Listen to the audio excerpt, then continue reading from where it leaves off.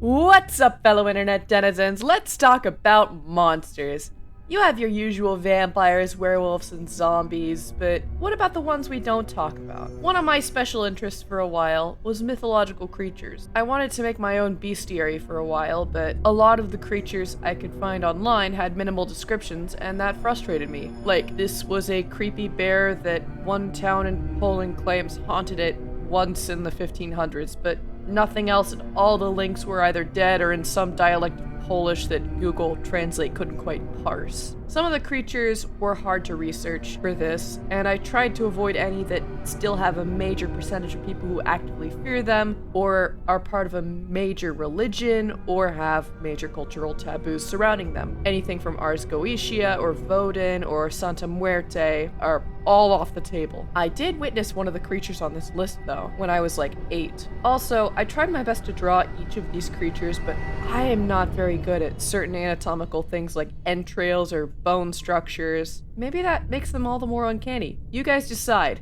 Anyway, let's get started. I hope I am pronouncing this right, but this is a Pauguk. There is no consistent IPA on this, and about 5 different spellings, so I apologize to any Ojibwe or Anishinabe viewers. Anyway, in Anishinabe folklore, there is a flying skeleton with a shrill scream and invisible arrows called the Pauguk. According to one of the stories in The Manitous by Basil Johnstone, this creature is the spirit of a hunter who killed his brother out of jealousy over a woman. The underworld would not accept his bones or spirits, so they bound him to the earth. He can also be taken apart and scattered about. If someone reassembles him, he will fly away on fire. This creature is also mentioned in the Song of Hiawatha and is referred to there as death. There it's described as a skeleton with fiery eyes, icy fingers, and a voice that calls through the darkness. It was difficult to track down reliable sources on this aside from the first two, as there are several characters in RPGs, books, and video games that are based on this creature. And I highly doubt the Anishinaabe believed this creature had an intimidative +20,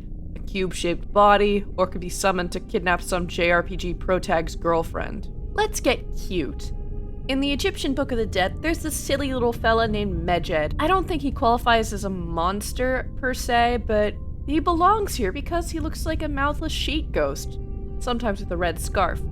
His name means smiter, and he can apparently shoot with his eyes and breathe fire out of his mouth, according to the Papyrus of Ani. I guess his pew-pew powers make him a kind of monster, if you make him mad. There's some debate as to what his body is. Some people say it's a shroud, other scholars say that his body is formless and the only reason we see his eyes and legs is to show that he can move around and see things but can't be seen. That seems a bit too Lovecraft. One scholar, Bernard Bruyere, thinks that Medjed is a jar of oil. I am not qualified at all to say this, as my interest in Egyptian culture is of the special kind and not professional, but I think this jar thing is stupid and Gruyere sounds like the type of cheese that you put on French onion soup. Medjed has gained a cult following recently, partially because he looks like an amogus, and partly because the Japanese found him cute when he was displayed at the Mori Art Museum. I agree with them. He's French-shaped. You've heard of the headless horseman, right? Well, in Brazil, they have headless mules, or mulas sem cabeça. So according to USC's Digital Folklore Archives, mulas sem cabeça are basically these metal-hoofed mules without a head, with fire sprouting from where its head was lopped off. It's debatable whether or not the fire is head-shaped, as some myths say it can be bridled, but other myths say that this is despite it not having a mouth. These are actually women who are cursed by God to run around at night and wreak havoc, kind of like a werewolf. And these women are cursed because they committed a sexual sin, had a sexual sin committed on them, usually by a priest, or had a familial curse. They must run through 7 cemeteries in a single night, and the only way to break this spell is to remove the bridle from the mule's non-existent mouth. This will keep her from turning into a mule for the rest of her rescuer's life. Also, this is a small digression, but this creature is featured in AQ Worlds, which is a game that I have never played, but way too many people around me have played. It's like They Might Be Giants, just something that keeps coming up in conversations online and in real life, and I have no idea why. So next up, we have the Keres.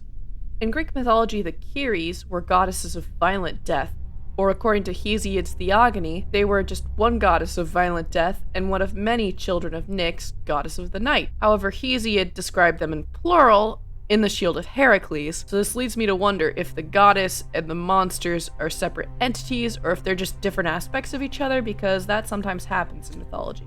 Anyway, in the Shield of Heracles, the Keres are described as black and bloody with grim, gnashing teeth, fighting like vultures over men who were dying on a battlefield and dragging their victims to Hades. There, they'd feast on the dead men's blood and cast the corpses away into Tartarus, and then they would go back up to the surface to find their next victim. They're a sort of reverse Valkyrie, where instead of bestowing an honorable death upon victims of violence, they kind of just eat them and move on. Meanwhile, in the Iliad, they're more like individual fates weighed by the gods to determine whether Hector or Achilles would win in their famous duel. Spoiler alert, Hector's Keres was heavier, so he lost. If you read the Percy Jackson series, the Keres appear in one of the supplementary short stories as these bat-like women whose scratches will kill you unless a god steps in. Let's go east now.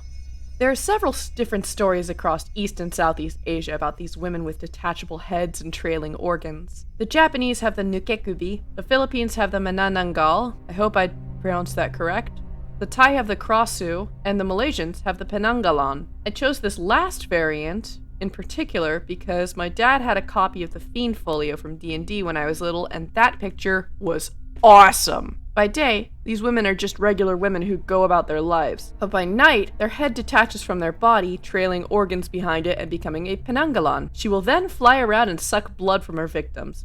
Allegedly, the only real way to tell a woman from a Penanggalan during the day is the fact that the latter smells like vinegar, which would mean a few women that I knew growing up who did that apple cider vinegar fad diet thingy might actually have detachable heads. Cool. Anyway, according to the Hikayat Abdullah, the autobiography of one Abdullah bin Abdul Qadir, these creatures are the result of a black magic pact with a demon. Other folklore says that one must bathe in vinegar up to one's face to achieve this, which probably explained the perpetual vinegar scent. Their prey tends to be pregnant women, mothers, and newborns. They particularly seem to like attacking the moment a woman gives birth. All of their victims are pretty much doomed unless they contact their local bomo, or shaman. Like I said earlier, these creatures have been featured in D&D, as well as Hellboy and several other comics.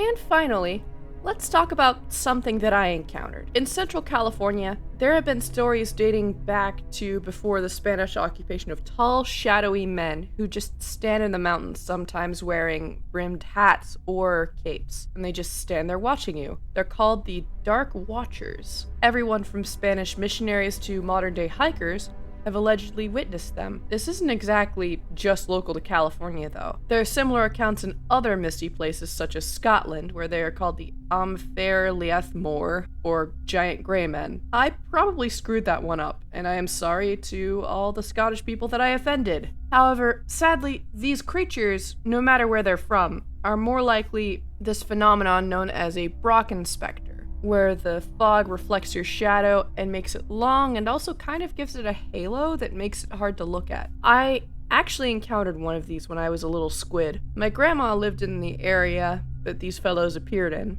and I had this awful habit of running ahead alone during family hikes. Don't ever do that, by the way. Always hike with others so you can just help each other if something happens, especially if you're somewhere as misty as Central California. You could fall or find a bear or get lost. Sorry this turned into a lecture. Anyway, I was ahead, alone, and I saw this tall, shadowy dude in front of me who looked like he was wearing a poncho that was not moving with the wind, kind of like a Murdral from Wheel of Time. He vanished when I tried to get a better look at him, but still, kinda cool. I either saw a cryptid or a cool rare illusion thing. Other people who claim to have seen the Dark Watchers are John Steinbeck, his son Thomas Steinbeck, and the poet Robert Jeffers. I want to see these in other media someday. It's really cool having our own cryptid where we're from, especially the kind that just stands watch over the mountains. Also, I haven't heard Wendigoon mention these in his Cryptid Iceberg, and I'm sad. Anyway, did you guys like any of these monsters? Are there any underrated monsters where you come from? If you like this video and are feeling generous, please feel free to like, subscribe, maybe even comment. I'd love to hear from you guys. Thank you for watching. I've been Alien Daydreamer, and I am out. Bye!